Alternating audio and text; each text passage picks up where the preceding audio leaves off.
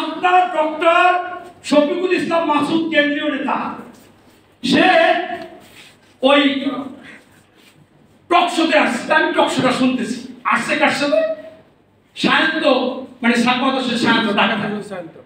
তো ও বলতেছে যে আমি যখন হলে নির্বাচন করলাম তখন আমি ভোট চাইতে গেলাম আমার বান্ধবীর কাছে। ভোট চাইতে গিয়ে বান্ধবীর দিকে একবার বললাম যে আমারে তোমার ভোটটা দিও। এরপর আমি নিচে তাকাই আছি। এখন আমার বান্ধবী বলে এইভাবে ভোট চাইলে তুমি তো নিচে তাকাই আছো, নিচে তাকাই এসে তো ভোট দেবে।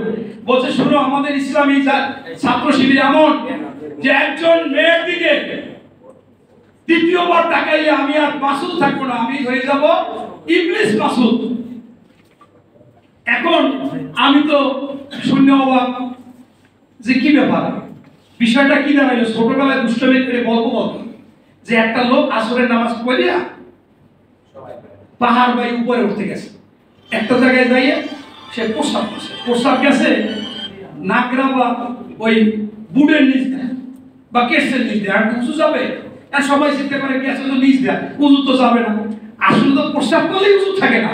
আরে মিথ্যু, তুই তো ছাত্র হলে নির্বাচন করছো, ওখানে ছাত্রী তোর মাধ্যমে কি ভোট না, সেখানে কি ভোটার? আপনারা বলেন ছাত্র হলে কি ছাত্রীরা ভোটার? তোর মাধ্যমে কিসের ভোট দেবে? মানুষকে বোঝায় যে আমরা ছাত্র শিবিরে আমার বান্ধবীর দিকে দুইবার তাকাইলে ভোট চাইছি, নিচে তাকাই, অর্থাৎ তাহা মিথ্যা কথা বললো। কারণ সে ছাত্র সংসদে নির্বাচন করছে, যেখানে পুরুষের হল, ছাত্রদের হল, এখানে কিন্তু ছাত্রীদের ভোট নাই।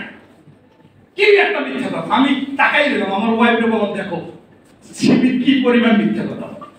আবার এই ডক্টর মাসুদ সে কথায় কথায় বলে পিয়ার না মানলে আল্লাহর সাথে মুনাফিকি করা হবে, কোরআনের সাথে বেইমানি করা হবে, কোরআন অবমাননা করা হবে। কি চিন্তা করে! আবার বলে এই সংস্কার না মানলে কোরআনের সাথে কোরআনকে মানা হবে না। এইরকম কথা নিয়মিত বলছে।